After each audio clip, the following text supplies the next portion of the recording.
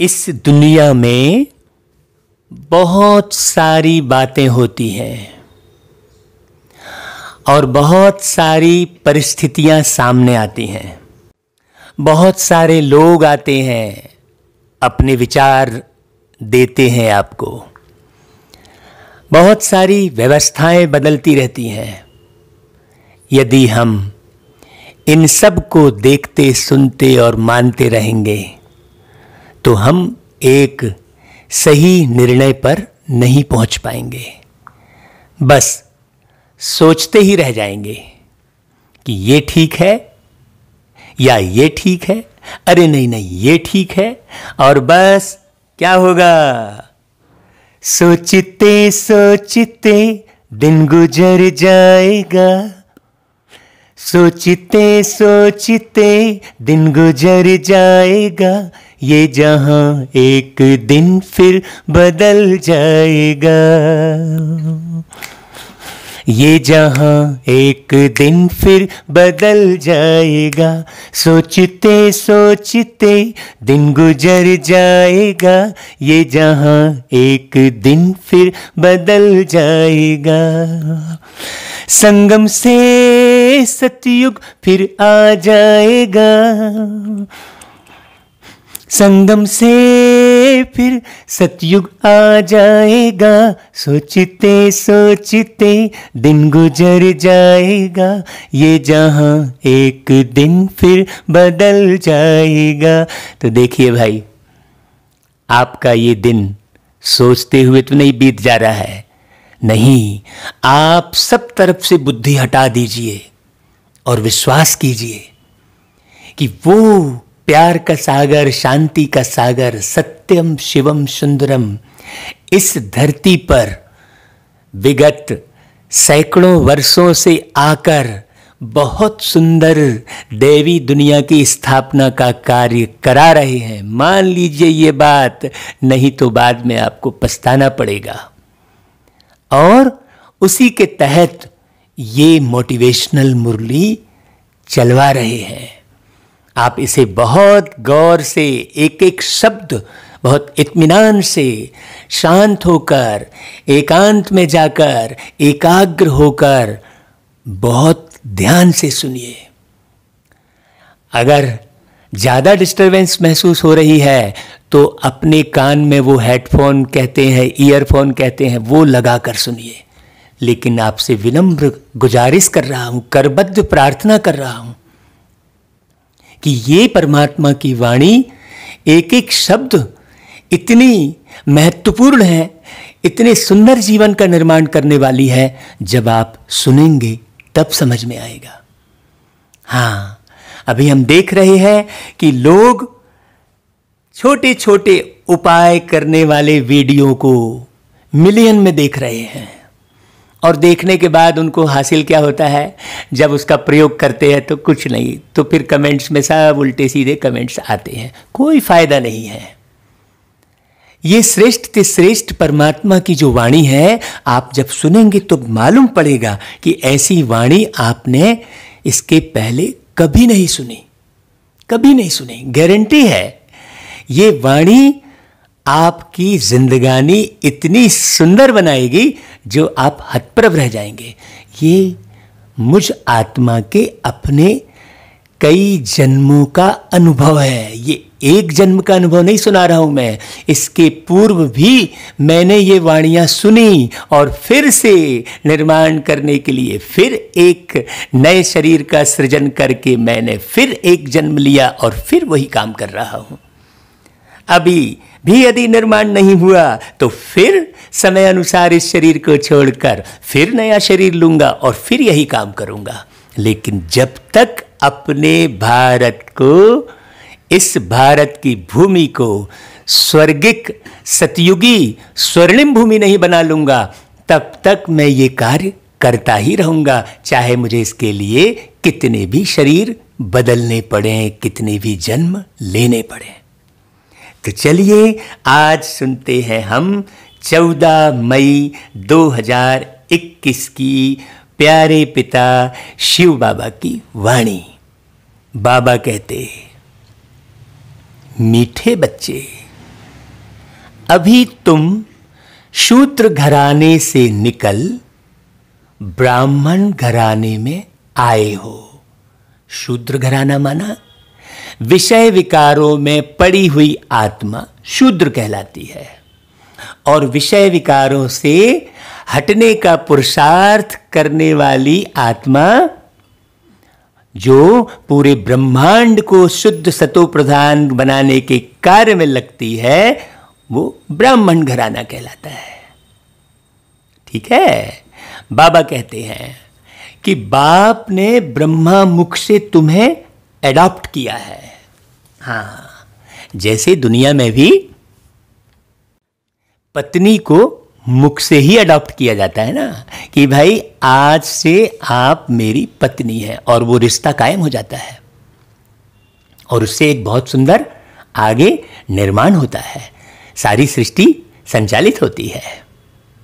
तो बाबा ने भी आकर ब्रह्मा मुख से तुम्हें एडॉप्ट किया है, तुम्हें अच्छे आचरण में चलना सिखाया है, अच्छे आचरण में चलने के लिए शक्ति दी है। तो ब्रह्मा मुख से शिव बाबा ने हमें एडॉप्ट किया है, ये कितनी खुशी की बात है। तो इसी खुशी में रहो भाई, फिर और कोई खुशी ढूंढने की आवश्यकता ही नहीं पड़ेगी। है ना भाई। अच्छा, फिर बाबा कहते हैं कौन सा गुहराज ब्राह्मण कुल वाले बच्चे ही समझ सकते हैं, माने हर बच्चा नहीं समझेगा। ब्राह्मण कुल मतलब ब्रह्मचर्य व्रत का पूरा पूरा पालन करने वाला बच्चा। हाँ, हमने इसके पहले इस ब्रह्मचर्य व्रत के बारे में पिछली मुरलियों में बताया है कि आंखों का ब्रह्मचर्य, कान का ब्रह्मचर्य, ब्रह्मचर्य बहुत ऊंची पढ़ाई है ना। तो ऐसे ब्राह्मण कुल वाले बच्चे ही समझ सकते हैं। कौन सा गुहिराज भाई? यही गुहिराज कि निराकार शिव बाबा हमारे पिता हैं और ब्रह्मा हमारी माता है। ब्रह्मा आखिरी अक्षर क्या आ रहा है? मां। और परम पिता है ना, परमात्मा। परमात्मा में क्या आ रहा है? पहला अक्षर पा यानी पिता और आखिरी अक्षर मां यानी माता है।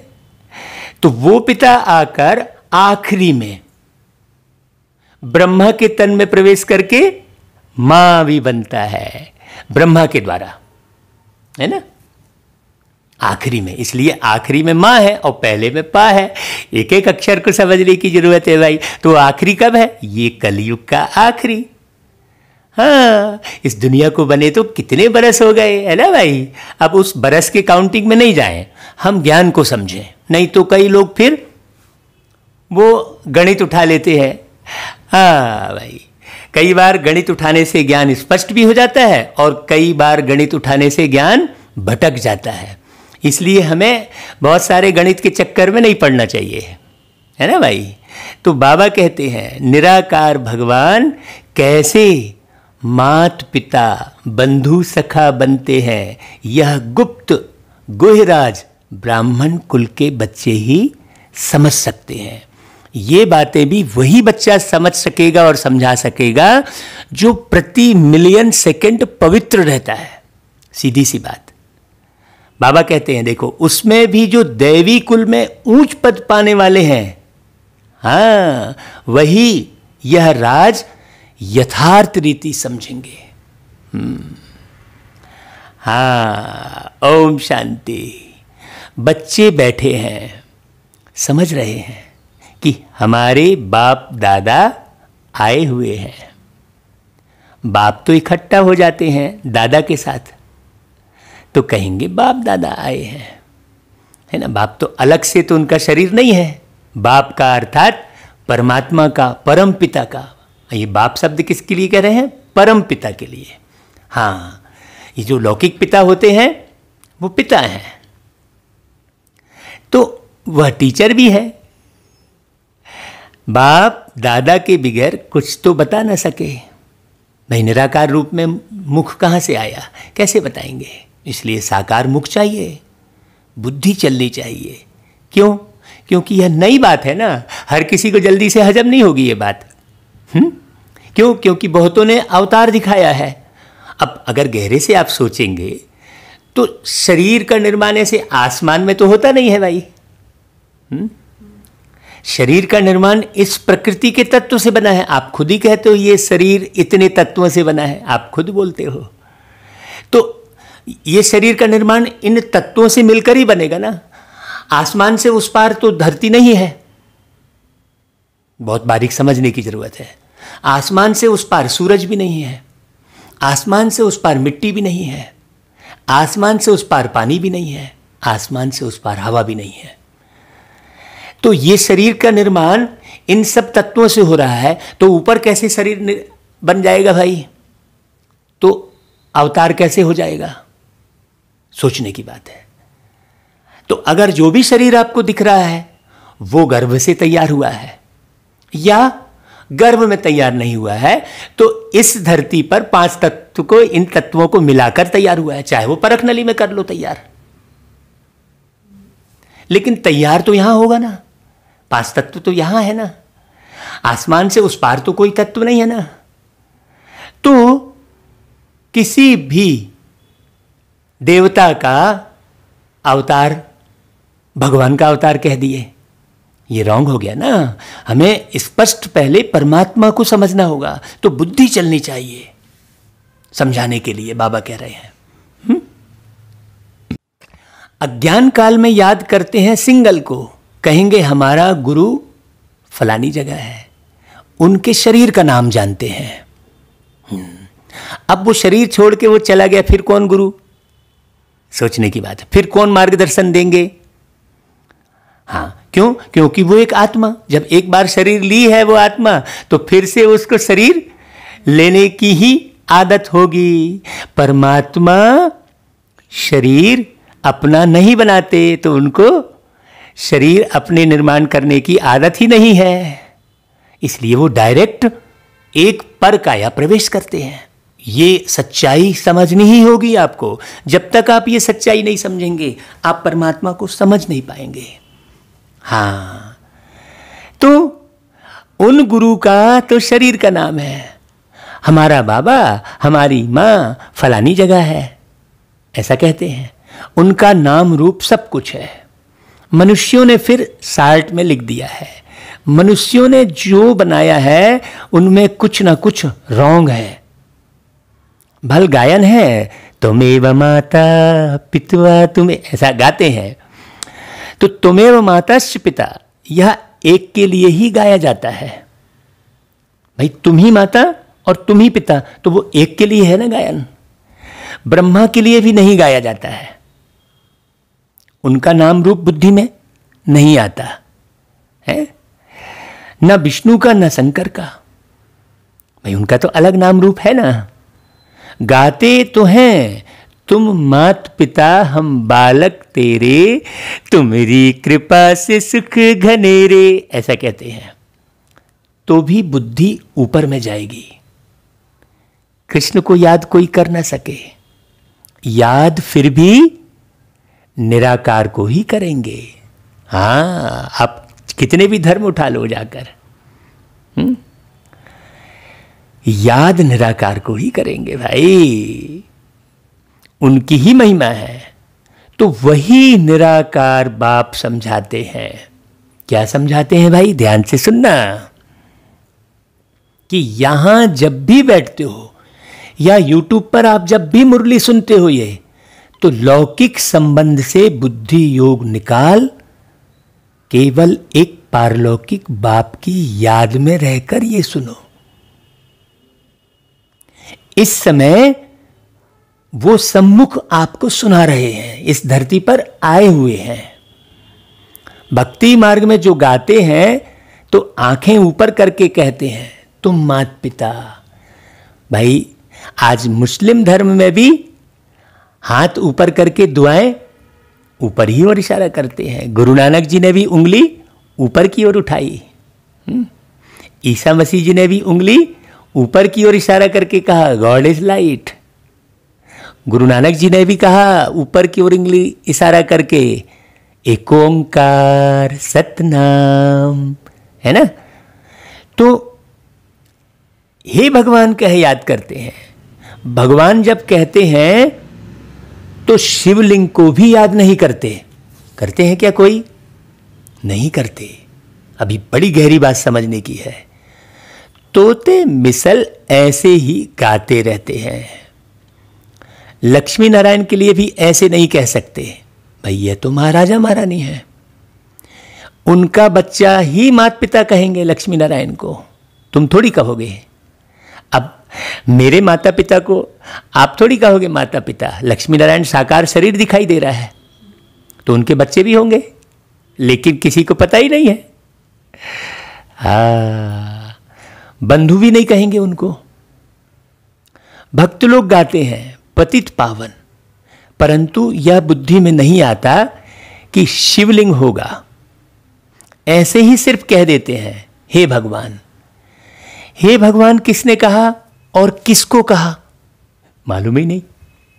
सोचो भाई, किसने कहा और किसको कहा, कुछ भी पता नहीं है। अगर यह ज्ञान होता कि मैं आत्मा हूं, उनको बुलाता हूं, तो यह समझें कि वह निराकार परमात्मा है और मैं भी निराकार एक आत्मा हूं, फिर उनका रूप ही लिंग है। यथार्थ रीति कोई बाप को याद नहीं करते। हाँ भाई, जो जिस स्वरूप में है उसको उसी रूप में याद जब तक नहीं करेंगे, उस तक पहुंचेगी कैसे वो याद? सोचने की बात है। उनसे प्राप्ति क्या होगी, कब होगी, यह कुछ भी नहीं जानते। तुम भी नहीं जानते थे, अभी तो बाप के बने हो, तुम जानते हो हमको शिव बाबा। शिव बाबा कौन? निराकार।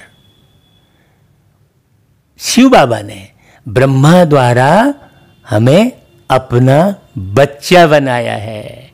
हाँ, भक्त नहीं, बच्चा एडॉप्ट किया है, बच्चा बनाया है। तो यह ब्रह्मा माँ है। इस ब्रह्मा माता द्वारा शिव बाबा ने हमको एडॉप्ट किया है। इस समय तुम अच्छी रीति जानते हो, और तुम में भी कौन अच्छी रीति जानते हैं? बाबा ने कहा ऊपर में, जो ऊंच पद पाने वाले बच्चे होंगे, जो खूब पढ़ाई में मन लगाते हैं, जो बहुत समझने में और समझाने में समय देते हैं। जो जितना ज़्यादा समझेगा और समझाएगा, वो उतना ही ज़्यादा बाबा के करीब जाता जाएगा। उसे बस फिर एक शिव बाबा के सिवाय और कोई याद आएगा ही नहीं। हाँ, हम आपको अपना अनुभव सुनाते हैं। आप ये नहीं सोचना कि हम 1 घंटे मुरली रिकॉर्ड कर दिए, उसके बाद सारा दिन अपने काम धाम में लग गए। नहीं, हम ये जो मुरली रिकॉर्ड करते हैं, फिर उस ऑडियो को पूरा समय सुनते भी रहते हैं कार्य व्यवहार करते हुए, और कहाँ गलती हुई और कहाँ और अच्छा बताया जा सकता है, तो फिर दूसरे दिन और अच्छा फिर बताने की युक्ति बाबा दे देते हैं। ऐसी मेहनत करनी होती है। जब हम उसी मुरली को फिर सुनते हैं तो फिर एक नया क्रिएशन होता है, फिर समझ में आता नहीं, कल की मुरली में अपन ये वाली बात बताएंगे। ऐसा फिर हम ज्ञान रत्नों से भरते चले जाते हैं, और जैसे ही बुद्धि ज्ञान रत्नों से भरपूर होती है, तो पुराना कचरा, जो जन्म जन्मांतर का कचरा बुद्धि में भरा है, इसने ऐसा किया, मेरे साथ ऐसा हो गया, मैं क्या करूं, ये है वो सब खत्म हो जाता है। आप करते रहो, करके देखो। ये हम आपको अपना अनुभव बीच में शेयर क्यों करते हैं? ताकि आप भी उसे कर सको। तो हम शिव बाबा के बच्चे हैं, साकार में फिर प्रजापिता ब्रह्मा के बच्चे हैं। सीधी सी बात। प्रजापिता ब्रह्मा द्वारा मनुष्य सृष्टि रचते हैं। ऐसे नहीं कि कोई नई सृष्टि रचते हैं, कोई अलग स्थान ढूंढते हैं, किसी अलग ग्रह में जाते हैं। अब साइंस तो कितने ग्रहों के चक्कर लगा के आ गए, कुछ पाए क्या? कहेंगे ठन ठन गोपाल। नहीं, इस समय आकर गोद में लेते हैं, एडॉप्ट करते हैं। अब माता पिता कहते हैं, तो शिव पिता ठहरा और माता ब्रह्मा ठहरी। अब आप कहोगे अरे यार, ये कैसी कैसी बातें कर रहे हैं, ब्रह्मा का तो पुरुष शरीर दिख रहा है, तो यहाँ पर शरीर वाली तो कोई बात ही नहीं है, यहां तो आत्मा की बात है। वो परम पिता और ब्रह्मा एक आत्मा। तो आत्मा में भी कौन सा शब्द आ रहा है भाई? आखिरी कौन सा शब्द छूट रहा है? मां। सीधी सी बात। तो ये बड़ी गहरी बात समझ में आती है ना। तो उनको कहा जाता है माता पिता। बाप ब्रह्मा द्वारा कहते हैं कि तुम आत्माएं मेरे बच्चे हो। हाँ, अब इस जाति का व्यक्ति मेरा बच्चा है, उस धर्म का व्यक्ति मेरा बच्चा है, ये नहीं बोल रहे बाबा। वो करोड़पति मेरा बच्चा है, वो गरीब मेरा बच्चा है, ऐसा थोड़ी बोल रहे बाबा। क्या बोल रहे हैं? तुम आत्माएं मेरे बच्चे हो। अब करोड़पति के शरीर से आत्मा निकली। अब वो करोड़पति कौन था? वो आत्मा थी करोड़पति उस शरीर में जब तक बैठी थी। वो आत्मा थी ना, शरीर तो करोड़पति नहीं था ना भाई। सोचो, आप किसके जाने से दुखी हो रहे हो? शरीर के जाने से दुखी हो रहे हो कि आत्मा के जाने से दुखी हो रहे हो? यदि शरीर के जाने से दुखी हो रहे हो तो शरीर तो रखा है, रख लो उसको संभाल के है। और आत्मा के जाने से दुखी हो रहे हो तो आत्मा भी अविनाशी है, वो भी नहीं मरी है। आपको तो मालूम है कि आत्मा अविनाशी है। तो फिर दुख किसके लिए हो रहे हो? आप सोच लो भाई। आप अज्ञानता के कारण दुखी हो रहे हो, आत्मज्ञान नहीं होने के कारण दुखी हो रहे हो, है ना भाई। तो बाबा कहते हैं कि आत्मा को बैठ पहचान देते हैं बाबा कि आत्मा क्या है। आत्मा यानी तुम क्या हो, तुम कौन हो, तुम कैसे हो। भाई कहते भी है ना कि भ्रुकुटी के बीच में रहती है स्टार मिसल है, और कुछ भी नहीं जानते इसके अलावा। वो खुद ही आत्मा है और खुद विचार के अनुसार अपना जीवन का निर्माण कर रहा है। ये किसी को नहीं मालूम है, बस भूले हुए हैं, इसलिए उलझे हुए हैं। देखो, इसको अच्छे से सुन लो भाई। हम तो इतने मगन हुए जा रहे हैं कि हमें तो कुछ पता ही नहीं चल रहा है कि दुनिया में क्या परिस्थिति हो रही है। क्या करना, हम बाबा के, बाबा हमारे। बाबा कहते हैं कि लोग यह कह ना सके कि आत्मा 84 जन्म भोगती है। ये किसी ने नहीं बताया कि आत्मा 84 जन्म भोगती है एक पूरे कल्प में, है ना भाई। जैसे आप एक पूरे दिन में कितनी बार खाते हो, है ना भाई। हाँ, सारा दिन थोड़ी खाते रहते हो, सारा दिन थोड़ी पानी पीते रहते हो, है ना। समय समय पर जब एक दिन के चक्र में एक सिस्टम सेट है ना भाई। ऐसा ही ये पूरे सृष्टि का चक्र का एक सिस्टम सेट है जिसमें आप 84 बार जन्म लेते हो। इसलिए कहा जाता है 184 भरम गमायो, बड़े भाग्य मानुष तन पायो, ऐसा कहते हैं। तो 184 का मतलब लाख थोड़ी हो गया। लख का मतलब होता है लखना, परखना, देखना, जानना, समझना, है ना भाई। उस लख शब्द में बहुत सारी बातें आ गई। इसलिए पहले के जो कवि लोग थे वो एक शब्द में कई बात समझ में आ जाए ऐसा शब्द लिखते थे। लेकिन हमने ना समझने के कारण लख को क्या कर दिया, लाख कर दिया। ये हमारी भूल है। वो शास्त्रों की भूल नहीं है, ग्रंथों की भूल नहीं है, ये हमारी समझ की भूल है। हाँ, 184 भरम गमायो मतलब 84 के चक्र में तुम भ्रमित होते रहे। और बड़े भाग्य से तुम्हारे अंदर मनुष्यता आई। कब? वो मनुष्यता कब सिखाई? उस परमात्मा ने वो मनुष्यता सिखाई। तो बड़े भाग्य मानुष तन पायो कह रहे हैं। हाँ, इस तन में बैठकर हर एक के अंदर मनुष्यता नहीं है, उसे उर्दू में कहेंगे इंसानियत नहीं है। और एक शब्द जोड़ते हैं मानवता नहीं है, हैं? मानव तो है लेकिन मानवता नहीं है, मनुष्य तो है लेकिन मनुष्यता नहीं है, इंसान तो है लेकिन इंसानियत नहीं है। तो इंसानियत बड़े भाग्य से मिलती है और वो इंसानियत ईश्वर ही सिखाते हैं। तो बाबा कहते हैं आत्मा शरीर द्वारा पार्ट बजाती है। ये हम बाबा किसे कह रहे हैं भाई? ईश्वर को कह रहे हैं, ठीक है। हमने उनसे संबंध बनाया है, तो हम बार बार ईश्वर, प्रभु, अल्लाह अलग अलग बोलने की जरूरत नहीं पड़ेगी हमको। एक बाबा कह दिया तो उसमें सारे रिश्ते आ गए। है कि नहीं भाई?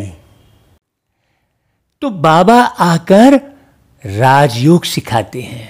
उसके लिए हमने गाया है कि राजयोग से मिट जाते हैं जन्म जन्म के रोग रे, तू भी राजयोगी बन जा, लगा ले शिव से योग रे, लगा ले शिव से योग रे।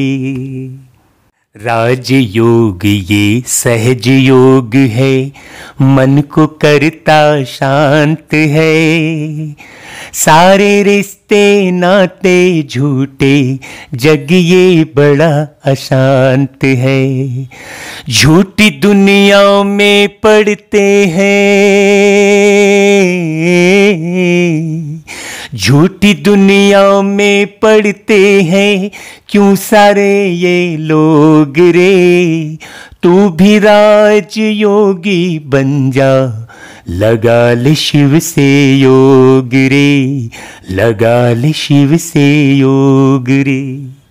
तो ये गीत जब मैं पहली पहली बार बाबा के ज्ञान के संपर्क में आया तो ये गीत अनायास मेरे हृदय से प्रस्फुटित हुआ, और बहुत साल पहले ये गीत हमने रिकॉर्ड भी करवाया और प्यारे बाबा ने हमसे गवाया भी। तो ऐसे राजयोग की शिक्षा देकर बाबा हमें जन्म जन्मांतर की बात बताते हैं।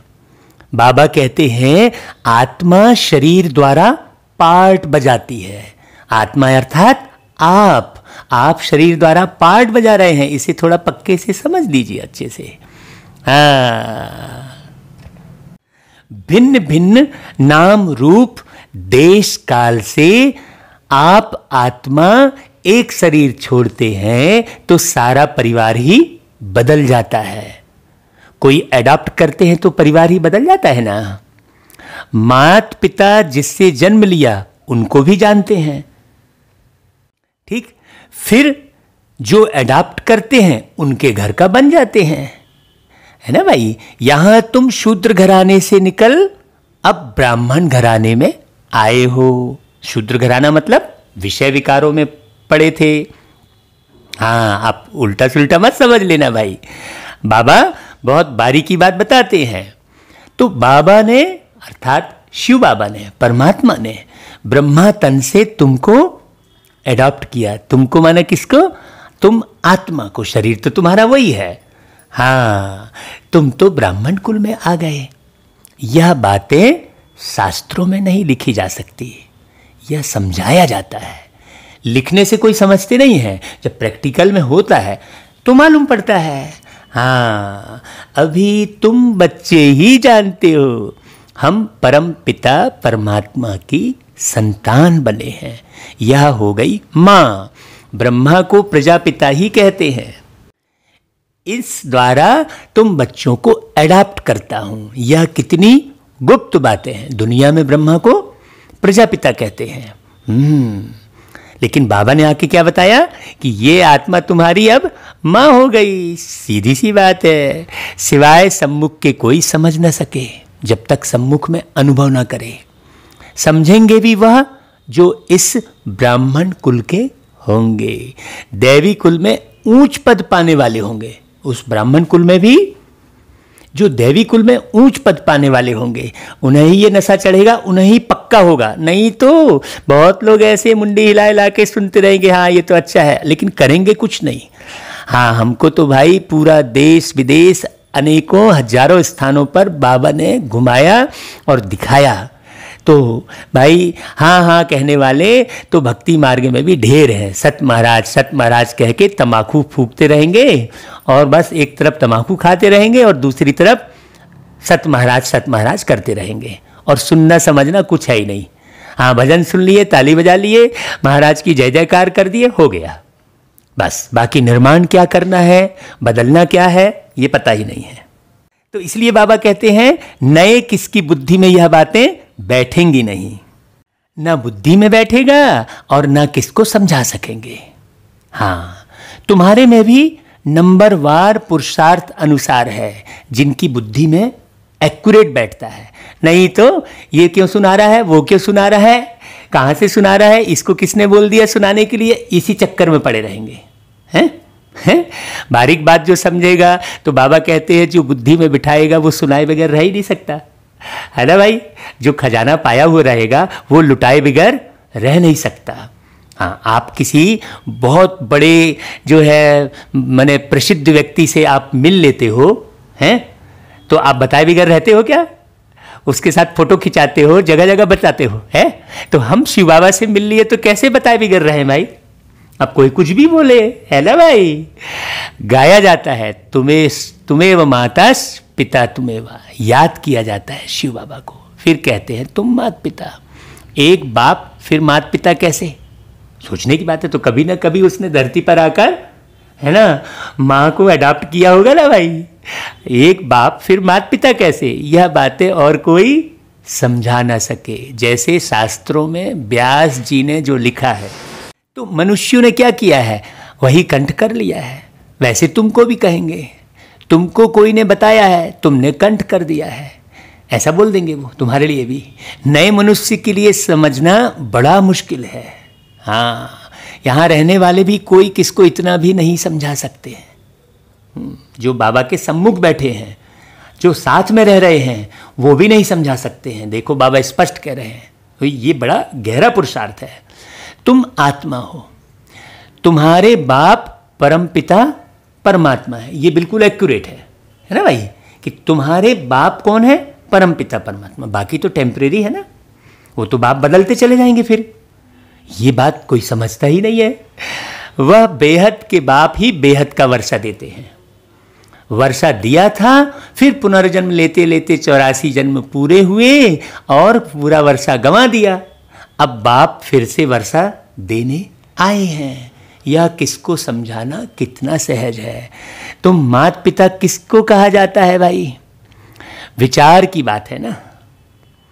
ब्रह्मा द्वारा अडॉप्ट करते हैं, फिर माँ भी जरूर चाहिए। तो जो अनन्य बच्ची होती है, ड्रामा प्लान अनुसार उनको जगत अम्बा का टाइटल दिया जाता है भाई। फिर नारी शरीर को संभालने वाली भी तो कोई नारी शरीर वाली माता चाहिए ना। पुरुष शरीर वाली माता अलग हो गई और नारी शरीर वाली माता भी चाहिए, है ना भाई। मेल को जगत अम्बा नहीं कह सकते, इनको जगत पिता कहेंगे। इनका प्रजापिता नाम मशहूर है। अच्छा, प्रजा माता कहाँ? तो अडॉप्ट किया जाता है माता को। आदि देव तो है, फिर आदि देवी को मुकर्रर किया जाता है। जगत अम्बा तो एक ही है, उनकी ही महिमा है। जगत अम्बा पर कितना मेला लगता है, परंतु उनके ऑक्यूपेशन को कोई नहीं जानते भाई। जगत अम्बा अर्थात भाई तुम भी जगत अम्बा बन सकते हो। पूरे जगत में बिखरी हुई आत्मा, उसमें जो अच्छे से समझ जाए परमात्मा को, वो जगत अम्बा का पार्ट अदा कर सकते हैं, है ना भाई।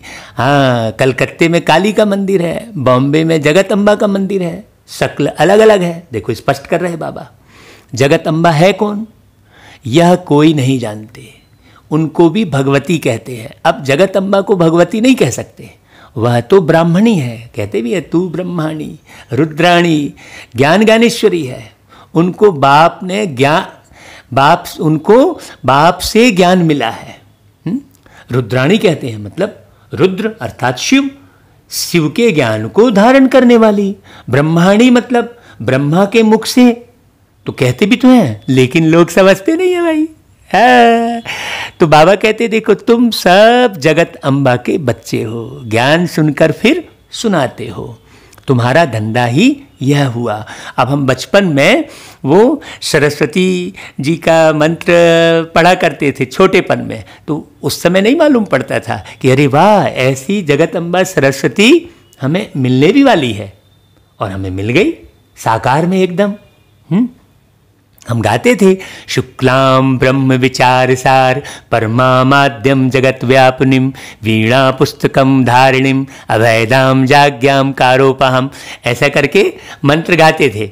हस्ते स्फटिक मालिकाम विद्यंतिम पद्मासने सस्थिताम वंदिताम परमेश्वरी अभयदाम, ऐसा करके गाते थे बहुत पहले छोटेपन में। हाँ, वो अभी भी देखो छोटेपन में जो गाते हैं तो जो भी चीज़ करते हैं वो पूरे बड़े तक, मैं कहता हूँ पूरे जीवन भर याद रहता है। क्यों? क्योंकि उस बचपने में पवित्रता रहती है। तो ओ मेरे मीठे भाइयों बहनों, बाबा भी आकर क्या बोलता है हम सबको, मीठे बच्चे। तो बच्चे बन जाइए तो हर बात से, विषय विकारों से बचे रहेंगे और ज्ञान बुद्धि में ठहरेगा।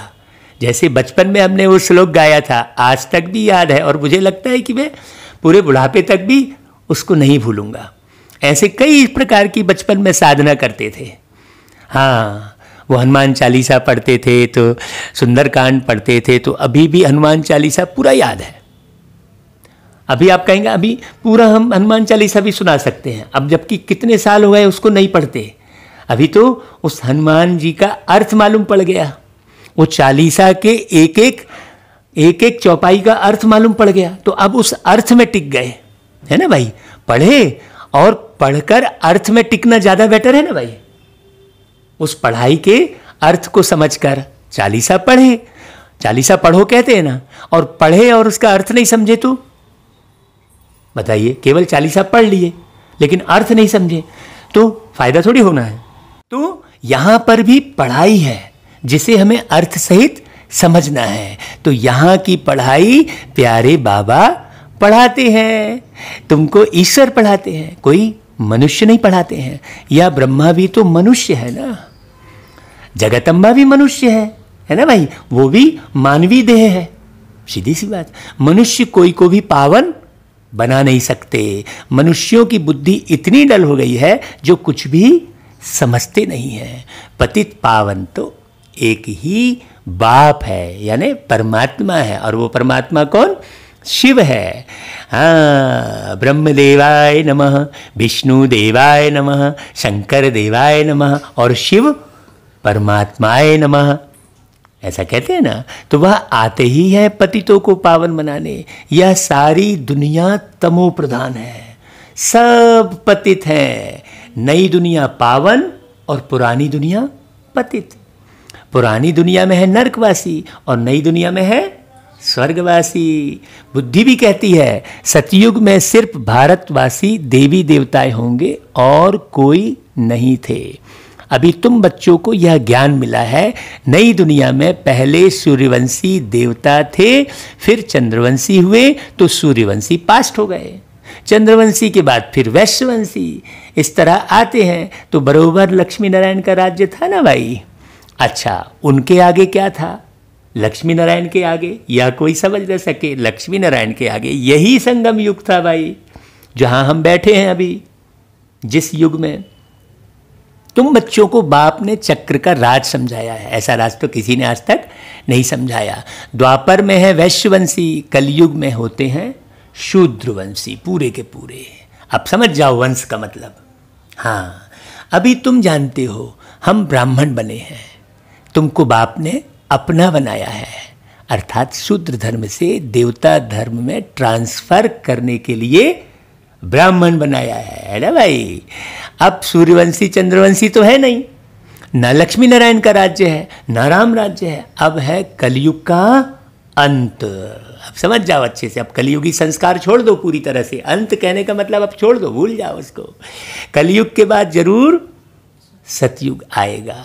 कलयुग में यह पुरानी पतित दुनिया है, महान दुखी है, इसलिए देवताओं की जाकर महिमा गाते हैं, माथा टेकते हैं। अच्छा, लक्ष्मी नारायण को यह राज्य किसने दिया? कोई है जो बता सके? कोई के भी ख्याल में नहीं होगा, क्योंकि बुद्धि में है कलयुग अभी बच्चा है, 40,000 वर्ष पड़े हैं, इसलिए यह ख्याल आते ही नहीं है, है ना भाई। किसी के नहीं आएंगे, ये तो ख्याल प्यारे पिता परमात्मा के आते हैं जो आके बता रहे हैं, है ना भाई। अभी तुमको यह ख्याल आता है। कई बच्चे कहते हैं हमें याद नहीं रहती, क्यों नहीं रहती? क्योंकि सवेरे सवेरे उठकर याद में बैठकर धारणा नहीं करते। हाँ, समझते भी हैं, फिर किसको समझा नहीं सकते हैं, क्योंकि धारणा हो रही है। यह तो जरूर होगा, सब एक रस तो समझदार बन न सके। समझदार भी चाहिए, बेसमझ भी चाहिए भाई। हाँ, तब तो पद उसी अनुसार मिलेगा, कोई फिर बोल नहीं पाएगा कुछ। बहुत समझदार तो जाकर राजा रानी बनेंगे। जितना जितना जो जास्ती समझते और समझाते हैं उनका नाम बाला होता है। प्रदर्शनियाँ होती हैं तो लिखते हैं बाबा फलानी को भेज दो, तो क्या तुम नहीं समझा सकते हो? बाबा कह रहे हैं, बाबा उनकी प्रैक्टिस जास्ती है, हम थोड़े कच्चे हैं, ऐसा कहते हैं। बाबा खुद भी कहते हैं कहाँ से भी निमंत्रण मिलता है तो लिखकर भेजो। कौन कौन है तो हम देखेंगे किस किस को भेजना चाहिए। सन्यासी भी उस निमंत्रण पर हैं क्या, ऐसा पूछते हैं बाबा। फिर बहुत अच्छी ब्रह्मा कुमारी को भेजना होगा। अच्छा, कुमार का है, मनोहर है, गंगे है, इसमें से किसी को भेज दो। बच्चे तो ढेर हैं, जगदीश को भेज दो, रमेश को भेज दो। तुम भी समझते हो, एक दो से होशियार है भाई। वहाँ ऐसे बच्चे बाबा के उस समय थे भाई।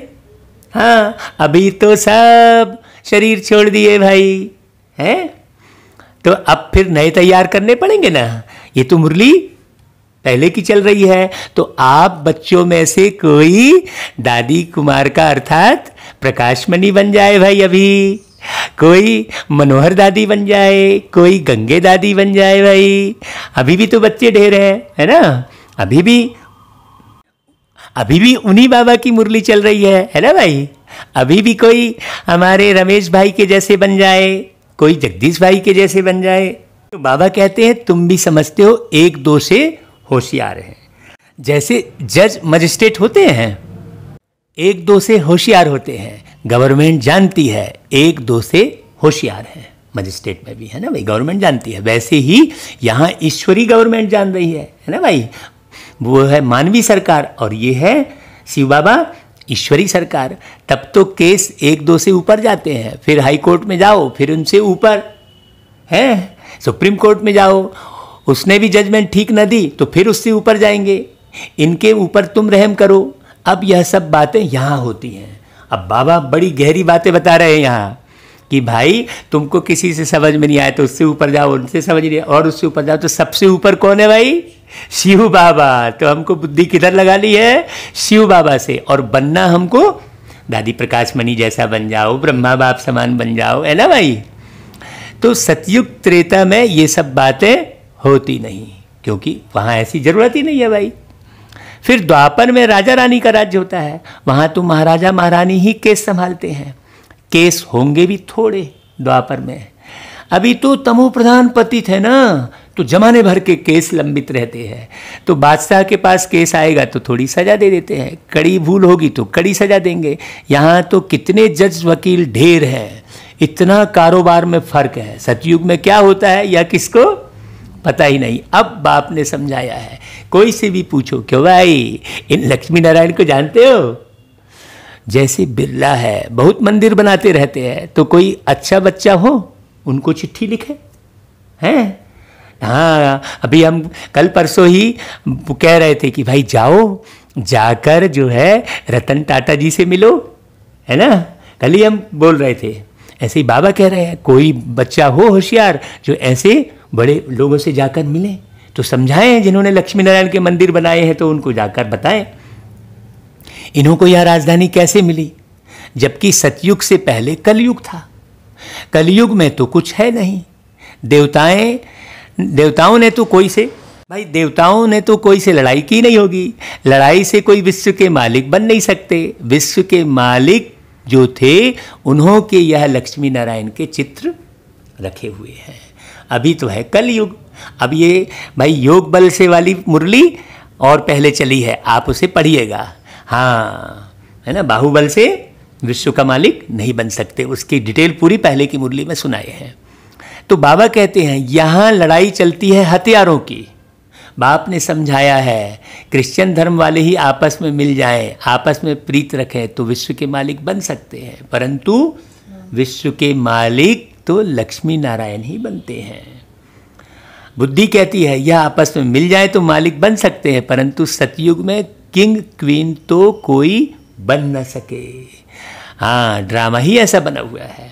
अभी हम फिर से योग बल से स्वर्ग का वर्षा ले रहे हैं, तो उस योग को और उस बल को दोनों को अच्छे से समझना होगा। हाँ, नहीं तो कैसे भी योग करे बैठे हैं, नहीं वो योग काम नहीं आएगा। आप कैसे भी योग जो करे बैठे हैं ना, वो काम नहीं आएगा। आप मुरली को अच्छे से सुनिए तो आपको क्लियर होगा कि भाई योग क्या है और योग का बल क्या है। नहीं तो भाई योग की शक्ति से हम फलाने का रोग ठीक कर रहे हैं, इसमें पड़ गए। तो योग की शक्ति से हम ये ठीक कर रहे हैं, नहीं, हम इस योग बल से विश्व की राजा ही पाते हैं। हाँ, तुम बता सकते हो कल्प पहले भी संगम पर बाप से यह पद पाया है। अब बाबा लक्ष्य कुछ और दे रहे हैं, हम कर कुछ और रहे हैं, तो कैसे बात बनेगी भाई। हम अपने योग को किधर लगा दे रहे हैं, छोटे छोटे से कार्य में लगा दे रहे हैं। हाँ, फलानी जमीन मिल जाए तो फलाना घर मिल जाए, इसके लिए योग कर लो भाई, ऐसा थोड़ी है। आपका प्रेम रहेगा, आप ज्ञान को अच्छे से सुनाएंगे तो सैकड़ों लोग खड़े हो जाएंगे आगे अपने आप। आपको उसके लिए योग थोड़ी करना पड़ेगा है। आप तो केवल बाबा को याद करो और सबसे आत्मी प्रीत रखो, आत्मी प्रीत रखो।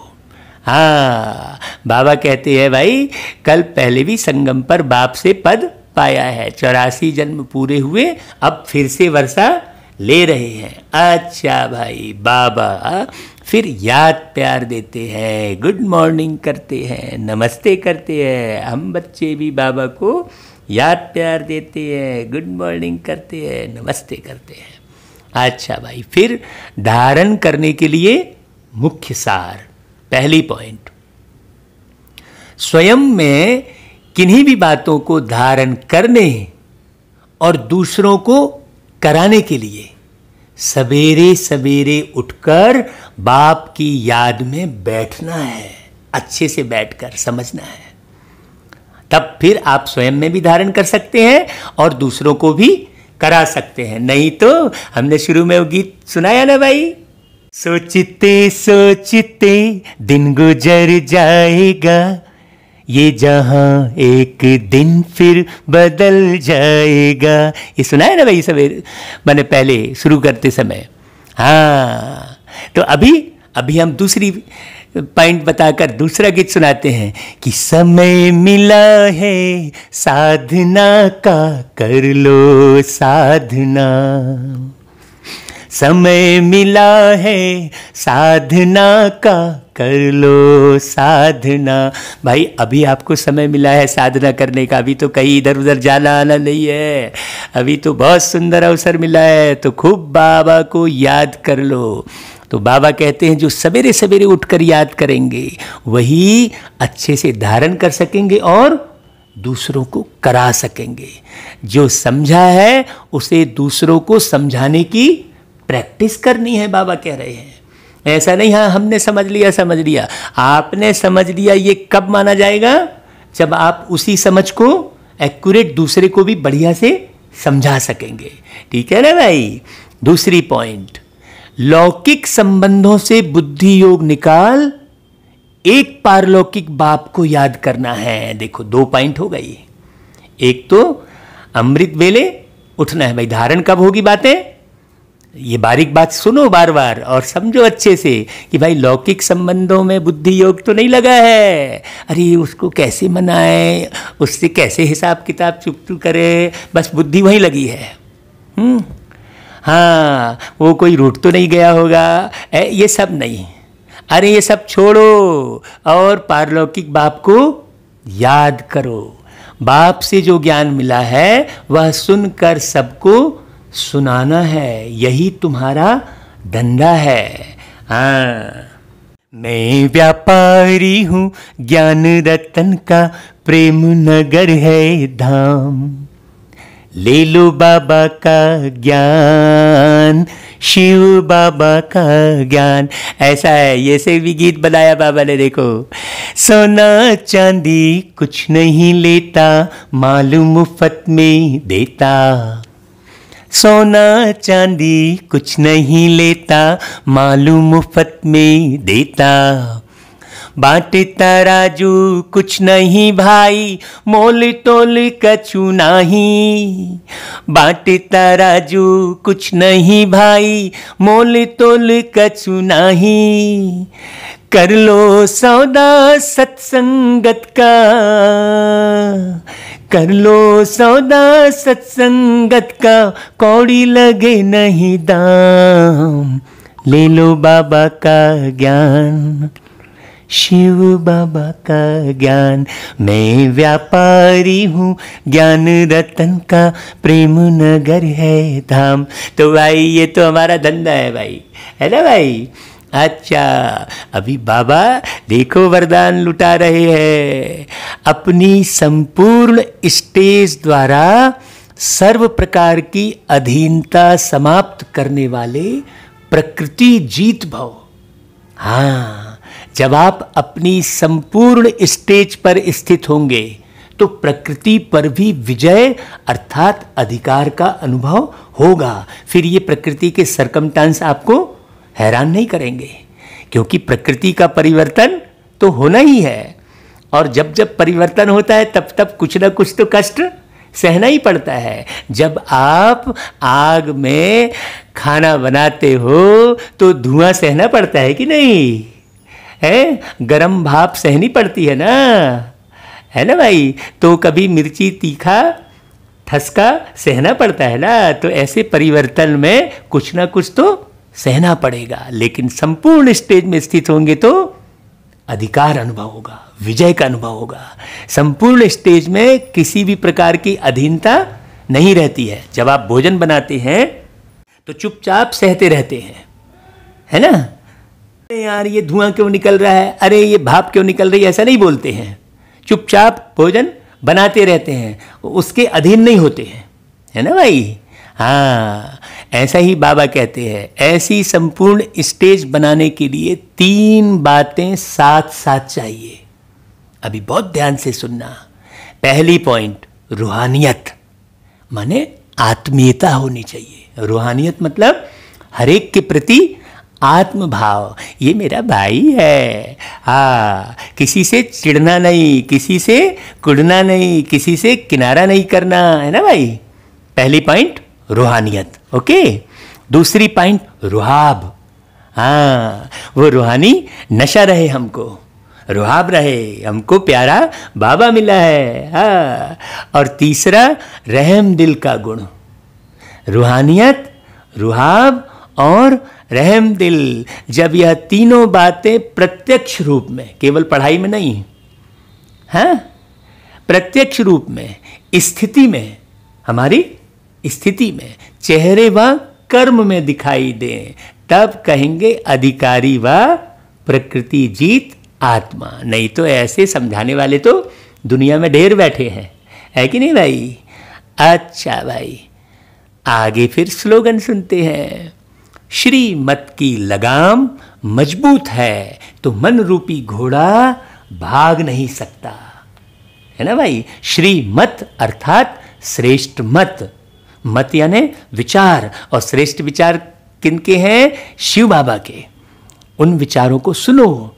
हाँ, सबसे श्रेष्ठ विचार, पवित्र रहो और योगी बनो। अपने को आत्मा समझ परमात्मा बाप को याद करो। अच्छा भाई, ओम शांति। फिर कल 15 मई की मुरली के साथ पुनः मिलेंगे। तब तक के लिए अलविदा।